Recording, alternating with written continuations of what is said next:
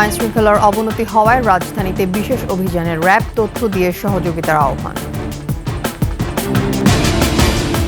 ফসলের ক্ষেতে অতিরিক্ত কীটনাশক প্রয়োগে বাড়ছে স্বাস্থ্য ঝুঁকি, কৃষকদের সচেতন থাকার পরামর্শ।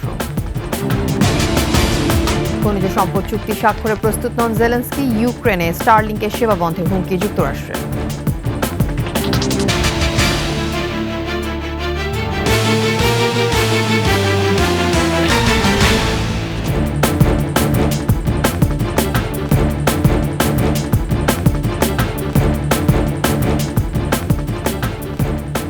শুনছিলেন সংবাদ শিরোনাম। আমন্ত্রণ সকালের 21 সংবাদে, আপনাদের সাথে থাকছে আমি তাসনিমা ফিফা।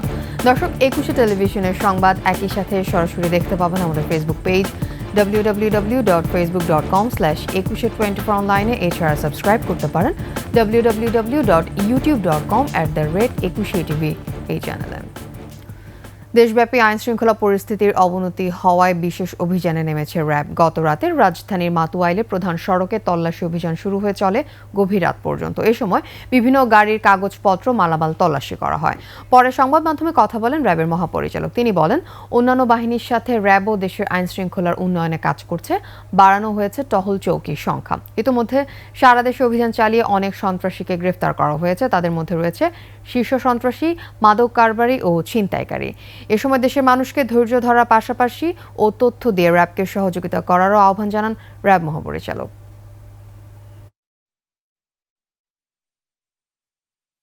সেই টহল আমরা বৃদ্ধি করেছি, চেকপোস্ট বৃদ্ধি করেছি এবং আইনশৃঙ্খলা রক্ষাকারী বাহিনীর সাথে সমন্বয় রেখে পুলিশ, ঢাকা মেট্রোপলিটন পুলিশ এবং অন্যান্য মেট্রো পুলিশের সাথে সমন্বয় রেখে আমরা আমাদের গ্রেপ্তার অভিযান জোরদার করেছি। এই নগরবাসী এবং দেশবাসীকে আশ্বস্ত করতে চাই যে আমরা প্রাণান্ত চেষ্টার মাধ্যমে এই অপরাধগুলি আমরা দমন করব। সেই ক্ষেত্রে আপনারা আমাদেরকে সর্বাত্মক সহযোগিতা করবেন।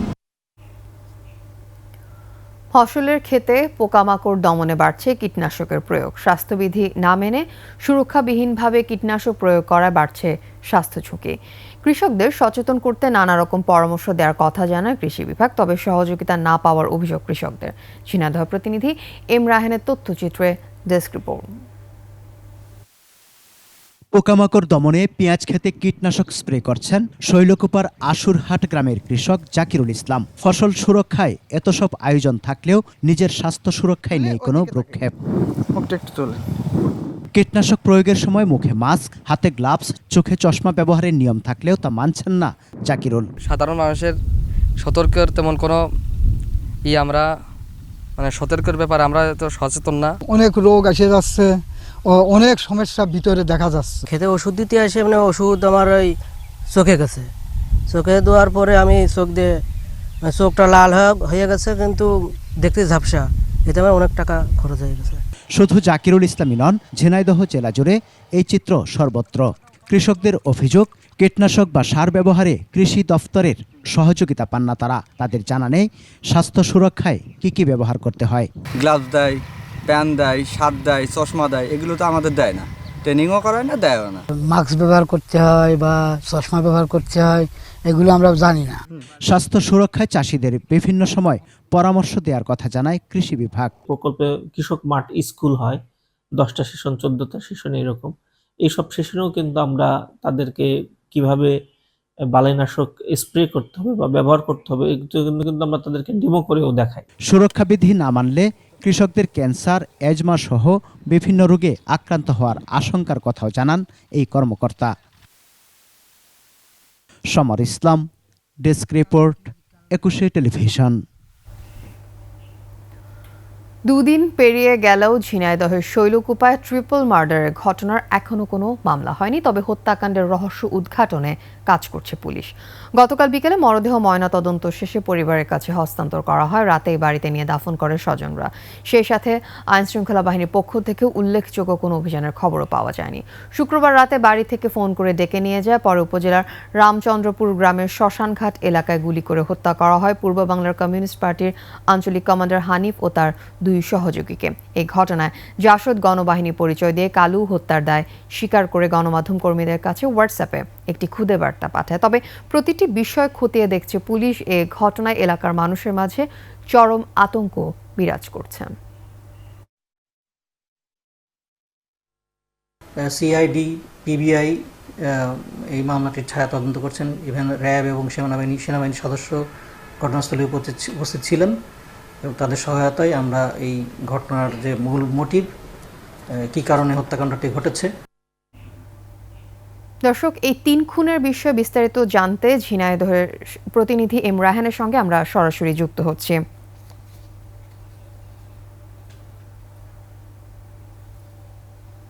দর্শক, দুঃখিত, রায়হানের সঙ্গে সংযোগটি বিচ্ছিন্ন হয়ে গেছে। আমরা চলে যাচ্ছি পরবর্তী সংবাদে। ইউক্রেনের স্টারলিংকে সেবা বন্ধের হুমকি দিয়েছে যুক্তরাষ্ট্র। এদিকে ইউক্রেনের প্রেসিডেন্ট ভলোদিমির জেলেনস্কি যুক্তরাষ্ট্রের সাথে খনিজ সম্পদ চুক্তি স্বাক্ষরে এখনও প্রস্তুত নন বলে জানিয়েছেন। ইউক্রেনের খনিজ সম্পদে অংশীদারিত্বের দাবিতে চাপ বাড়ানোর জন্য যুক্তরাষ্ট্র ইলন মাস্কের গুরুত্বপূর্ণ স্টারলিংক স্যাটেলাইট ইন্টারনেট সিস্টেম ইউক্রেনের প্রবেশাধিকার বন্ধ করার সম্ভাবনা তুলে ধরেছে বলে প্রতিবেদন প্রকাশ করেছে বার্তা সংস্থা রয়টার্স। ইউক্রেনের প্রেসিডেন্ট ভলোদিমির জেলেনস্কি মার্কিন অর্থমন্ত্রী স্কট বেসেন্টের প্রাথমিক প্রস্তাব প্রত্যাখ্যান করার পর বিষয়টি আলোচনায় আনে ট্রাম্প প্রশাসন। যুদ্ধবিধ্বস্ত ইউক্রেন ও তার সামরিক বাহিনীর জন্য অত্যন্ত গুরুত্বপূর্ণ ইন্টারনেট সংযোগ পরিষেবা দিয়ে আসছে স্টারলিংক।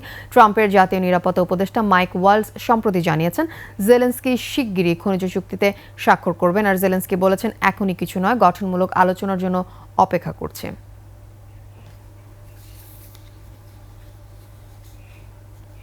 সংবাদে নিচ্ছি বিরতির পর যা থাকবে। চ্যাম্পিয়ন্স ট্রফিতে ভারত পাকিস্তানের মহারণ, আজ চিরপ্রতিদ্বন্দ্বী লড়াই দেখতে মুখিয়ে ক্রিকেট ভক্তরা। আপনারা দেখছেন সকালের 21 সংবাদ।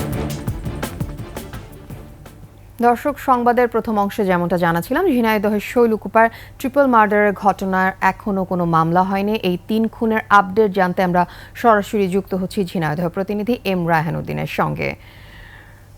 রায়হান, 3 জনকে হত্যায় আইন শৃঙ্খলা বাহিনীর তৎপরতা কেমন দেখছেন এবং আপনার কাছে আরো কি কি খবর আছে আমাদেরকে বিস্তারিত জানান। জি আফিফা, আপনি যেমনটি বলছিলেন যে ঝিনাইদহের যে 3 খুনের ঘটনা, এই ঘটনাকে কেন্দ্র করে ঝিনাইদহ জেলাব্যাপী শুধু না, এই অঞ্চলব্যাপী একটা জনসাধারণের ভিতরে আতঙ্ক সৃষ্টি হয়েছে।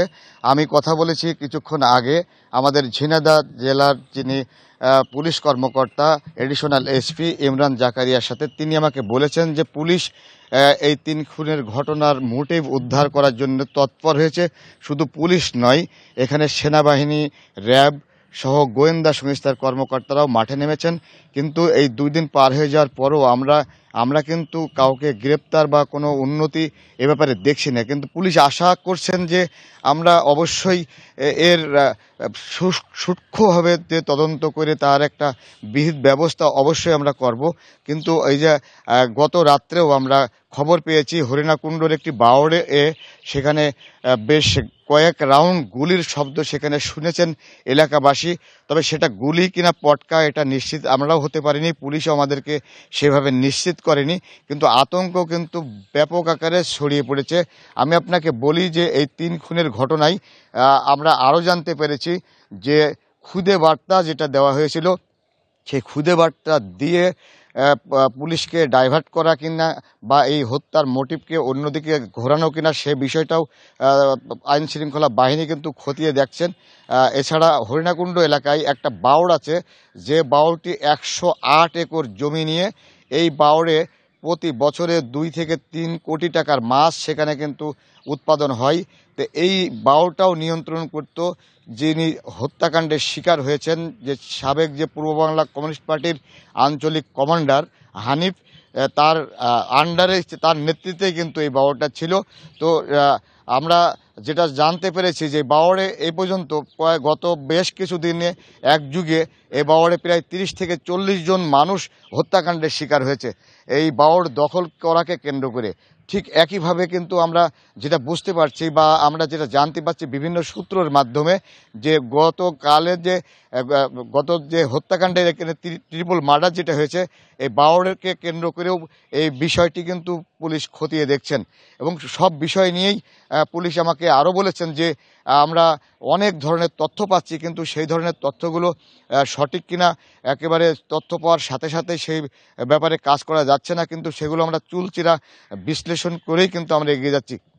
তবে এখানে এই ট্রিপল মার্ডারের ঘটনা নিয়ে আরেকটু যেটা বলি যে সে জাসদ গণবাহিনীর সাথে কিন্তু পূর্ব বাংলা কমিউনিস্ট পার্টির দীর্ঘদিনের একটা সাপে নেউলে একটা সম্পর্ক, তাদের ভিতরে সবসময় জন্যে একটা বিরোধ বেঁধে থাকে। সেই বিরোধের কারণে গত 2003 সালে 5 ডিসেম্বর কিন্তু ওই একই জায়গায় 5 জন হত্যাকাণ্ডের শিকার হয়েছিল, যেভাবে একইভাবে সে একই জায়গায় হত্যাকাণ্ডের শিকার হলো আবারও 3 জন। তো এই নিয়ে জনমনে যেমন আতঙ্ক, প্রশাসনেরও তেমন তৎপরতা, সব মিলিয়ে এই ছিল আমার কাছে ঝিনেদার ট্রিপল মার্ডারের সর্বশেষ। আফিফা। রায়হান, ধন্যবাদ আপনাকে। দর্শক, ঝিনাইদহ থেকে আমাদের সঙ্গে যুক্ত হয়েছিলেন প্রতিনিধি এম রায়হান। তিনি জানাছিলেন ট্রিপল মার্ডার সংশ্লিষ্ট সর্বশেষ খবর। বাংলাকে রাষ্ট্রভাষা করার জন্য জীবন উৎসর্গ করেছিলেন ভাষা সৈনিক আব্দুস সালাম। তার স্মৃতি রক্ষায় ফেনীর দাগন ভূঁইয়ায় নির্মাণ করা হয়েছে গ্রন্থাগার ও জাদুঘর। তবে অযত্ন অবহেলায় নষ্ট হচ্ছে বই ও আসবাবপত্র। বর্ষ পরিক্রমায় 21শে ফেব্রুয়ারি আসে যায়, কিন্তু বাংলা বর্ণমালার জন্য ভাষা শহীদ সালামের আত্মাহুতি শুধু বিশেষ দিন ছাড়া স্মরণ করা হয় না। ফেনী প্রতিনিধি নজরুল ইসলাম রঞ্জুর তথ্যচিত্রে ডেস্ক রিপোর্ট। 1952 সালের 21শে ফেব্রুয়ারি বাংলাকে রাষ্ট্রভাষা করার আন্দোলনের বীর যোদ্ধাদের অন্যতম আব্দুস সালাম সেদিনে 144 ধারা ভেঙেছিলেন মিছিলের সামনে। বুকের তাজা রক্তের বিনিময়ে ছিনিয়ে এনেছেন রাষ্ট্রভাষা বাংলাকে। তার স্মৃতি ধরে রাখতে 2008 সালে লক্ষণপুর গ্রামকে নামকরণ করা হয় সালামনগর হিসেবে। তৈরি করা হয় গ্রন্থাগার ও জাদুঘর। তবে সংস্কারের অভাবে নষ্ট হচ্ছে বই ও আসবাবপত্র। প্রয়োজনীয় রক্ষণাবেক্ষণের অভাব এবং নানা অব্যবস্থাপনার কারণে এটি এখন পাঠক ও দর্শনার্থী শূন্য। 21শে ফেব্রুয়ারির দিন সবাই আসে, দেখে এটা সালামনগর। আমরা চাই সবসময় যেন মানুষ এখানে আসে, সবসময় মানুষের আনাগোনা বা জনবান্ধব হবে এরকম কোনো উদ্যোগ এখানে দৃশ্যমান করলে মানুষ এখানে আসবে বা এখানে পাঠকের সংখ্যা বাড়বে বলে মনে করি আমি। আকর্ষণীয় কিছু এখানে করলে, হয়তো একটি হাসপাতাল, হয়তো একটি কলেজ করলে আমার মনে হয় পাঠকের অবস্থার একটু বৃদ্ধি হবে। জাদুঘরের রক্ষণাবেক্ষণ সহ কবর সংরক্ষণের দাবি জানান পরিবারের সদস্যরা। ভাষা শহীদ সালামের কবর ঢাকা আজিমপুর কবরস্থানে চিহ্নিত করা হয়েছে। সংস্কারের জন্য জোর আবেদন করছি ঢাকা সিটি কর্পোরেশনের কাছে, যেন তারা উদ্যোগ নিয়ে কাজটি সমাপ্ত করে। 2018 সালের পর থেকে নতুন বই সংযোজন হয়নি, ফলে পাঠকদের আগ্রহ কমে গেছে। এছাড়া বন্যায় আসবাবপত্র ও আলমারিগুলো ক্ষতিগ্রস্ত হলেও এখনো পর্যন্ত সেগুলো মেরামতের কোনো উদ্যোগ নেওয়া হয়নি। আমাদের একটা তরুণ নির্মাণ করার জন্য আমরা জোর দাবি জানাই। পাঠকেরা আসার পরে যখন 2018 সালের বই দেখে তখন আগ্রহটা হারিয়ে ফেলে আর কি। শিগগিরই প্রয়োজনীয় ব্যবস্থা নেওয়া হবে বলে জানান জেলা প্রশাসক। আমরা অচিরেই বিভিন্ন স্কুলে বা শিক্ষা প্রতিষ্ঠানের প্রধানদের সঙ্গে আলোচনা করে কিছু স্বেচ্ছাসেবীদের নিয়ে আমরা এই লাইব্রেরিটাকে আরো প্রাণবন্ত করব। শহীদ সালামের স্মৃতি এবং আত্মত্যাগকে বাঁচিয়ে রাখতে দেশ বিদেশের দর্শনার্থীদের জন্য অবকাঠামো নির্মাণের তাগিদও দিয়েছেন এলাকাবাসী। মহিমা পলি, ডেস্ক রিপোর্ট, 21শে টেলিভিশন। শেষ করছি সকালের 21শে সংবাদ। যাবার আগে সংবাদ শিরোনামগুলো আরো একবার। আইন শৃঙ্খলা অবনতি হওয়ায় রাজধানীতে বিশেষ অভিযানের র্যাব, তথ্য দিয়ে সহযোগিতার আহ্বান। ফসলের ক্ষেতে অতিরিক্ত কীটনাশক প্রয়োগে বাড়ছে স্বাস্থ্য ঝুঁকি, কৃষকদের সচেতন থাকার পরামর্শ। খনিজ সম্পদ চুক্তি স্বাক্ষরে প্রস্তুত নন জেলেনস্কি, ইউক্রেনের স্টারলিংকের সেবা বন্ধের হুমকি যুক্তরাষ্ট্রের।